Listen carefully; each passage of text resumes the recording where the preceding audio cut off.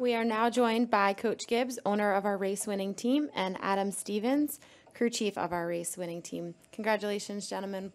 We will go ahead and open it up for questions. Please raise your hand and we will get to you. We'll go right here to Bob. Bob Pockers, ESPN. Adam, there's been some talk in here about whether the big three was still the big three since only one of you had won in the last 6 races. But you're 1, 2, 3 today.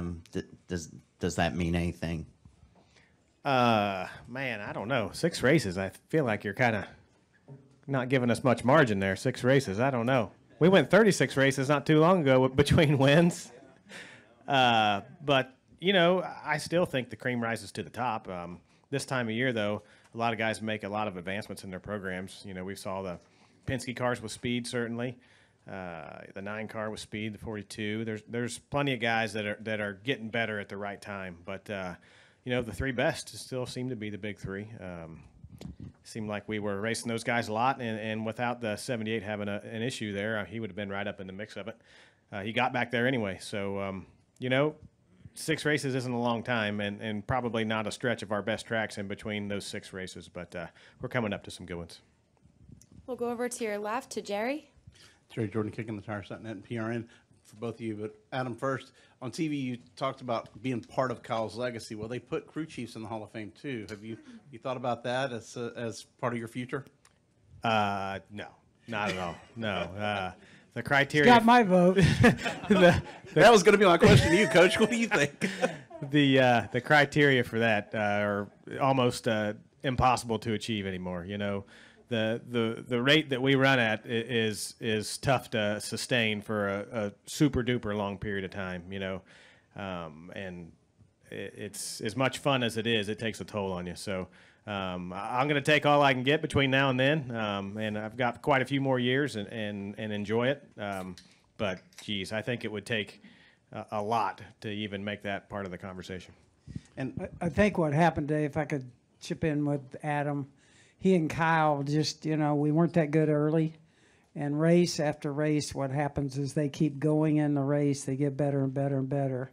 And I think that's, you know, a lot of that's attributed to Adam, and certainly he and Kyle have a chemistry there and can talk things over and make good changes.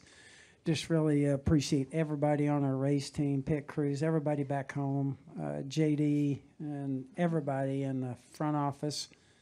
And all it takes, and of course our sponsor, Mars, is just awesome. Been with us now, and they've been in the sport about 20 years, and it's great to have them. And of course, as we all know, this sport's different. You got to have a great sponsor to be able to race these cars. For them at Interstate Batteries and Toyota, it's just a big deal for us. And Coach, last week at Vegas, you had a pep talk with Kyle on pit road, and y'all were breaking down the performance and how the team has gotten better. How obviously it worked, whatever that talk was, and I guess just the focus on the team, but. For your leadership, how does it make you feel when you know that you've got a team like this that can go out and compete for wins and championships? Yeah, actually, I do very little. It's Adam, and he works with the team. And Adam's really, the way I look at the NFL, I was the coach. I was hands-on, made it happen, had the coaching staff with me. It's so close over here to being the exact same thing. Adam and his 12 guys go to the racetrack, and they start – you know, they run the whole weekend. He has to make all the tough calls, and so it's a huge responsibility, really. Big deal for us, and it's for the crew chiefs, to be quite truthful. Our sponsors know the crew chiefs. They know how important it is, and we all know in the sport, because everybody sees that, between driver and crew chief, it's a big deal, and the chemistry is a big deal.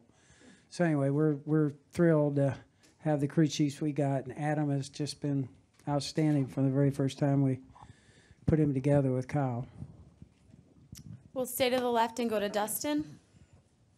Dustin Long, NBC Sports. Adam, got a couple questions. One, what is it like from the pit box to watch Kyle and Brad Keselowski race for the lead like they were? A little bit nerve-wracking. you know, they're not going to give each other too much room. You expect maybe a little bit more room between two other guys. So it makes you nervous, but they race each other with respect. And you know, that whole deal is probably a little bit blown out of proportion compared to what it's really like on the racetrack.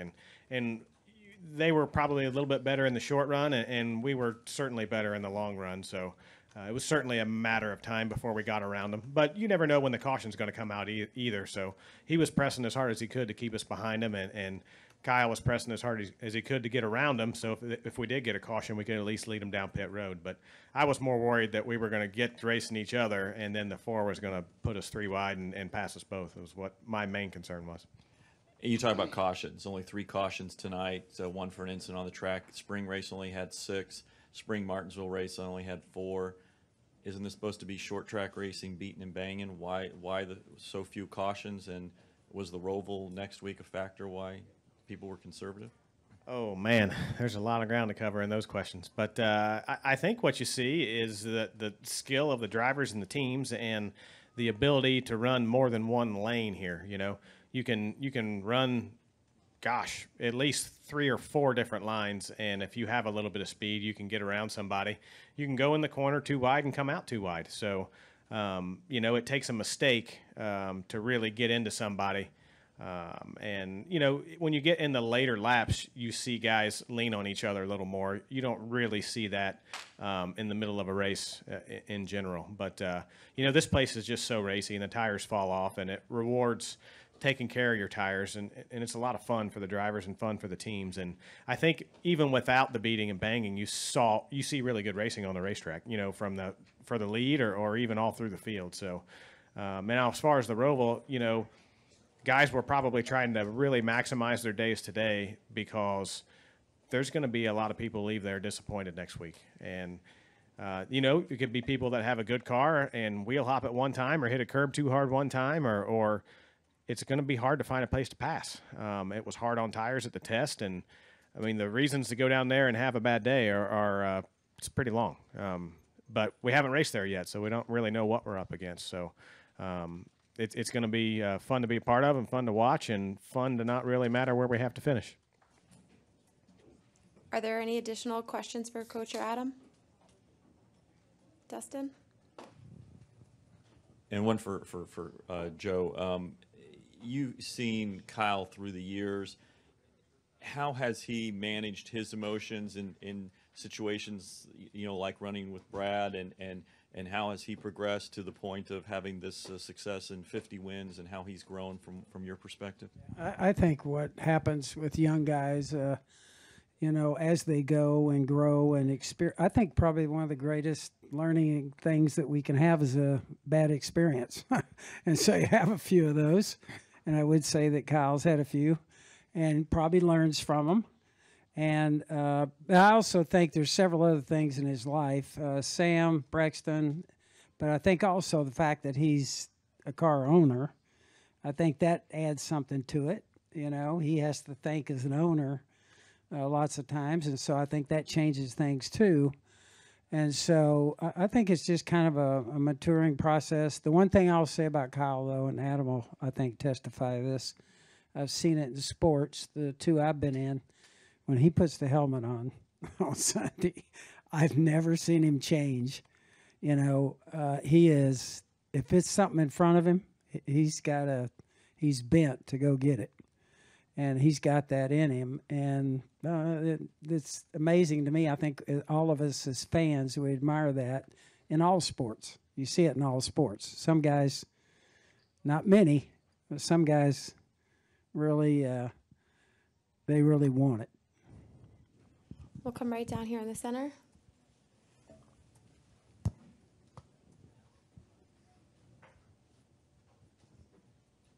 Kind of following up on that for either one of you, with all the tension and pressure that's involved in this championship chase and the playoffs, how much easier will the week ahead be, knowing that you guys are locked into the next round, than it might have been if you were going to this thing that Harvick said he's terrified of, not knowing, you know, how it was going to come out? I don't know if I've seen more talk about something than the Roval. Really, they've been talking about this thing, and I will say this: I think we wrecked 4 cars, didn't we? In practice, getting ready for it. So I finally said, nobody else goes over there. I'm tired of wrecking stuff, but.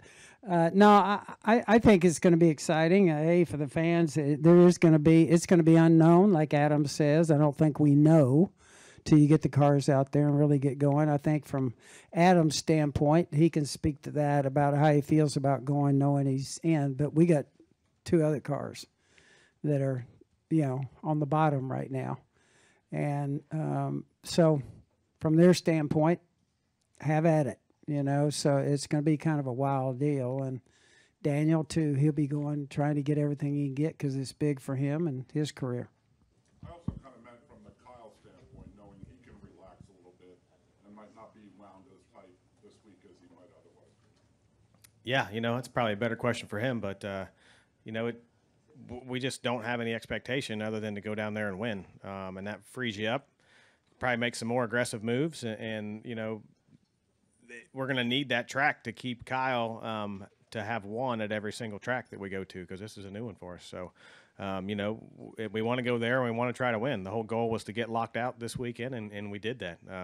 Felt like we could have done that just by scoring some decent points, but we know we did it with a win. So we're going to go there and try our best to get another trophy. We'll go down to Bob. Bob Pockris, ESPN. I have 2 for Coach. The first, what would be your advice to Denny and Eric going into next week? Denny seemed pretty frustrated after tonight, one of his best tracks, and he struggled. Yeah, I agree. And when he got spun there, I don't know how much that meant to the car or whatever, but it's been a very tough year for Denny. I think for both of them, I think obviously Eric's first go around on this, I think he'll just have at it. And I think Denny, what we got to do is throw caution to the wind. And that'll be 2 cars that I think will just be, we got a lot of ground to make up. And so I think they'll be very aggressive. And just any insight on when we might know, or when you might tell us what your team's 2019 lineup will be? Yeah, it's so hard this time of year, and there's a lot goes into it. There's a lot of things in contracts and everything else about what you can and can't do.